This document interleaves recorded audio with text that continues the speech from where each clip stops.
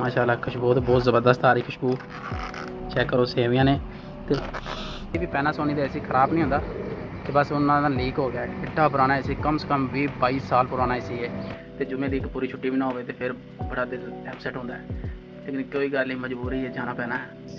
चावल भी मेरे माशाल्लाह बन गए हैं, तैयार हो गए हैं तो मैं हूँ ज़रा देखना ज़रा कैसी पोजीशन। बाकी ये प्रदेश है, प्रदेश से फिर बंदे खुद हर चीज़ करनी पैंती। ठीक है, देखो किमें पहुँच आई। A few moments later. अस्सलाम वालेकुम, क्या हाल है दोस्तों? वीरो सब ठीक ठाक है? राजी बाजी फिटफाट। आज जुमा मुबारक है माशाल्लाह, जुमा बहुत ज़्यादा जुमा मुबारक। आज 10 बजे का टाइम में उठे हैं, हुण मैं चला अपने तैयारियां शैरियां करन जुमे दियां।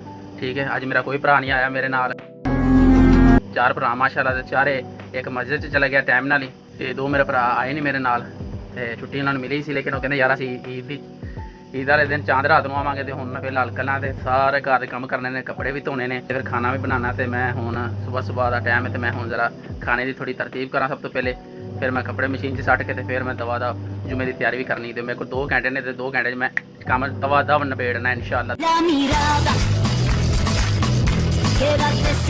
मुर्गी दे जरा दवा पीस कर ला तो नाल ही मैं मसाला फ्राई होने वास्ते रख दिता है। ठीक है, मेरा खाने का थोड़ा हाफ कम हो गया तो इंशाल्लाह बाकी मैं दवा काम नबेड़ना।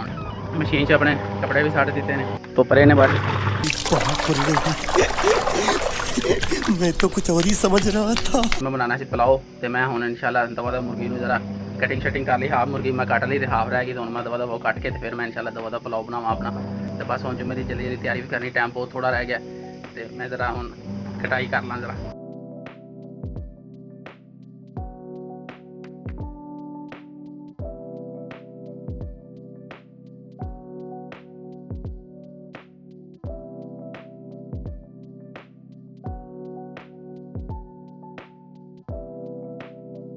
तो नहीं होता है। मैं मुर्गी जल्दी कटाई कर दी थी सारी तो हुण मैं जल्दी पुलाव बना के कपड़े वाश करके तो फिर मैं इंशाल्लाह जल्दी अपने तैयारी भी करनी जुम्मे की। तो टाइम बहुत ज़्यादा थोड़ा तो फिर इंशाल्लाह जुम्मा पढ़न जाना। मुर्गी का वेस्ट बचा तो मैं ज़रा 5 जो बिल्लियाँ ने उन्होंने वेस्ट पा के तो मैं आना पे तेरे नाल बिल्लियाँ के बच्चे वगैरह तो उन्होंने पाने बेचारा खा खू लैन। ठीक है, उन्होंने भी नाल हिस्सा ही है। देखो किमें फौज आई।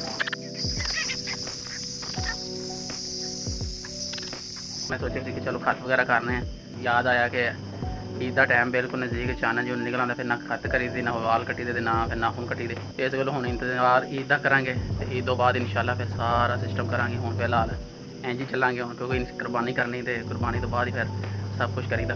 बाकी ये प्रदेश है, प्रदेश से फिर बंदे खुद हर चीज़ करनी पैंदी। ठीक है, खुद खाना बना रहे हैं, खुद ही कपड़े धोने ने, खुद ही सफाई करनी, खुद ही सब कुछ करना। तो फिर यह चीज़ का बड़ी तकलीफ होती है कभी कभी कि यार वो भी करना एक ही टाइम सारा कुछ करना, क्योंकि जुम्मे की तो छुट्टी होती है, हाफ छुट्टी के कपड़े भी धोने होंगे, खाना भी बनाना होता है जुम्मे वास्ते, फिर सफाई वगैरह भी करनी होंगी ने।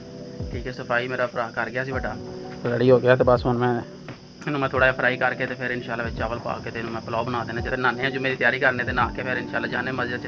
खाना हाफ बना लिया यानी कि तो हाफ मैं नहा के जो आवाँगा उदों बनावांगा, क्योंकि खाना फिर ठंडा हो जाना। सानू कम से कम ये जुम्मा पढ़ के आते हैं 1.5 घंटा लग जाना, 1 घंटा मुकम्मल पे। तो मैं नहा के आना, खाना बना के मुकम्मल फिर मैं जुम्मा पढ़ने चल जाऊँगा। तो फिर 20 मिनट जो साढ़ा तो जुम्मा खत्म हो जाता, तो फिर जुम्मा पढ़ के आके तो फिर इंशाल्लाह खाना खावांगे।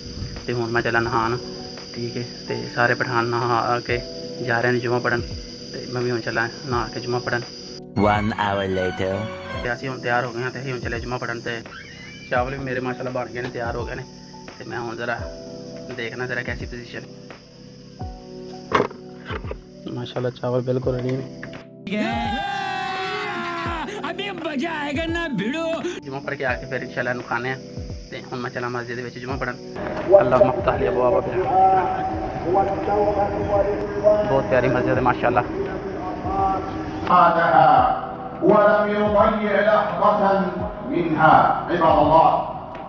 जुम्मा कंप्लीट हो गया, सारी दुनिया जा रही है अपने अपने घरों। माशाल्लाह जुम्मा पढ़ने का बहुत मज़ा आया। मस्जिद तुसीं भी देखा होना, मस्जिद कैसा मंजर से माशाल्लाह। बहुत दुनिया आती, इंडिया, बांग्लादेश, पाकिस्तान, जी कंट्री के भी बंदे हैं, सब इत्थे आते हैं जुम्मा पढ़न। माशाल्लाह जुम्मा पढ़ के घर आए हैं। भरा मेरा ये मस्जिद ही है, तो मैं आ गया घर ਇਕੱਲਾ ਪ੍ਰਦੇਸ਼ ਰਹਿਣਾ ਬਹੁਤ ਮੁਸ਼ਕਿਲ ਹੁੰਦਾ। ਠੀਕ ਹੈ, ਮਾਸ਼ਾਅੱਲਾ ਪਾਕਿਸਤਾਨ ਹੁੰਦੇ ਘਰ ਪੂਰੀ ਫੈਮਿਲੀ ਹੁੰਦੀ, ਖਾਣਾ ਪਕਾ ਰਹੇ ਹੁੰਦੇ ਤੇ ਇੰਤਜ਼ਾਮ ਕਰਦੇ ਹੁੰਦੇ ਸਾਰਾ ਕੁਝ ਹੁੰਦੇ ਤੇ ਸਾਰਾ ਕੁਝ ਖੁਦ ਕੀਤਾ। ਇਸ ਟਾਈਮ ਬਿਲਕੁਲ ਅਸੀਂ ਹੁਣ ਮੈਂ ਰੂਮ ਦੇ ਵਿੱਚ ਇਕੱਲਾ ਭਰਾ ਦਾ ਇੰਤਜ਼ਾਰ ਕਰ ਰਿਹਾ। ਠੀਕ ਹੈ, ਆਂਦਾ ਫਿਰ ਇਨਸ਼ਾਅੱਲਾ ਖਾਣਾ ਖਾਣੇ ਅਸੀਂ। ਬਸ ਪ੍ਰਦੇਸ਼ ਦੇ ਵਿੱਚ ਐਸਾ ਹੀ ਸਿਸਟਮ ਚੱਲਦਾ ਹੈ। ਪ੍ਰਦੇਸ਼ ਇਸ ਗੱਲੋਂ ਕਹਿੰਦੇ ਨੇ ਬਹੁਤ ਜ਼ਾਲਮ ਹੈ। ਬਸ ਅੱਲਾ ਅੱਗੇ ਇਹੀ ਦੁਆ ਹੈ ਕਿ ਅੱਲਾ ਸੁਣਿਆ ਕਿਹੜਾ ਟਾਈਮ ਹੋਵੇ ਪ੍ਰਦੇਸ਼ ਤੋਂ ਸਾਡੀ ਜਾਨ ਚੜੀ ਜੇ ਤੇ ਆਪਣੇ ਪਾਕਿਸਤਾਨ ਦੇ ਵਿੱਚ ਆਪਣਾ ਖੁਦ ਦਾ ਕਾਰੋਬਾਰ ਹੋਵੇ। ਹੁਣ ਆਏ ਰੂਮ ਦੇ ਵਿੱਚ ਤੇ ਹੁਣ ਮੈਂ ਇਨਸ਼ਾਅੱਲਾ ਬਰਤਨ ਵਗੈਰਾ ਧੋ ਕੇ ਰੱਖਣਾ ਅੰਦਰ। ਇਨਸ਼ਾਅੱਲਾ ਸਾਡਾ ਖਾਣਾ ਰੈਡੀ। ਠੀਕ ਮਾਸ਼ਾਅੱਲਾ ਖਾਣਾ ਖਾ ਕੇ ਅਸੀਂ ਫ੍ਰੀ ਹੋ ਗਏ ਹਾਂ। ਜਿਵੇਂ ਖਾਣਾ ਖਾਦਾ ਤਾਂ ਹੁਣ ਨੀਂਦ ਆਣੀ ਸਟਾਰਟ ਹੋ ਗਈ। ਠੀਕ ਹੈ, ਅਸੀਂ ਚਲਾ ਲਿਆ ਤਾਂ ਹੁਣ ਮਾਸ਼ਾਅੱਲਾ ਅਸੀਂ ਸੌਣ ਲੱਗੇ ਹਾਂ ਤੇ ਫਿਰ ਇਨਸ਼ਾਅੱਲਾ 4 ਵਜੇ ਦੁਕਾਨ 'ਤੇ ਜਾਵਾਂਗੇ। ਉਹ ਸਭ ਨਾਲ ਜ਼ਿਆਦਾ ਤਕਲੀਫ ਵਾਲਾ ਟਾਈਮ ਹੁੰਦਾ ਦੁਕਾਨ 'ਤੇ ਜਾਣਾ, ਕਿਉਂਕਿ ਗਰਮੀ ਇੰਤਹਾ ਦੀ ਤੇ ਜੁਮੇ ਦੀ ਇੱਕ ਪੂਰੀ ਛੁੱਟੀ ਵੀ ਨਾ ਹੋਵੇ ਤੇ ਫਿਰ ਬੜਾ ਦਿਲ ਐਪਸੈਟ ਹੁੰਦਾ ਹੈ। ਲੇਕਿਨ ਕੋਈ ਗੱਲ ਨਹੀਂ, ਮਜਬੂਰੀ ਹੈ, ਜਾਣਾ ਪੈਣਾ ਹੈ ਤੇ ਇਨਸ਼ਾਅੱਲਾ ਫਿਰ 4 ਵਜੇ ਉੱਥੇ ਦੁਕਾਨ 'ਤੇ ਮੁਲਾਕਾਤ ਹੋਏਗੀ। ਹੁਣ ਅਸੀਂ ਲੱਗੇ ਹਾਂ ਸੌਣ। ਹੁਣ ਫੁੱਲ ਇਸ ਟਾਈਮ ਨੀਂਦ ਦੀ ਬਿਮਾਰੀ ਆ ਰਹੀ ਹੈ।